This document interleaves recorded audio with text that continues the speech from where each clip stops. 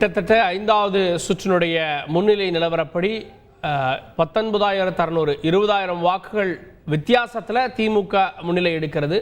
பாமக 11,483 வாக்குகளை பெற்றிருக்கிறது. 5 சுற்றுகளில் 20,000 வாக்குகள் அப்படின்ற அளவில் இந்த முன்னிலை தொடரக்கூடிய சூழலில் இருக்கிறது. இன்னும் இதைவிட 3 மடங்கு எண்ண வேண்டி இருக்கிறது. அதனால முன்னிலை நிலவரம் எவ்வளவு இருக்கும் அப்படின்ற கேள்விகளும் சுவாரஸ்யத்தை ஏற்படுத்தி இருக்கிறது. தொடர்ந்து இதனை விவாதத்திற்குள் எடுத்து செல்லலாம். ஒரு சிறிய இடைவேளைக்கு பிறகு செய்திகளை உடனுக்குடன் தெரிந்து கொள்ள உடனே சப்ஸ்கிரைப் பண்ணுங்க.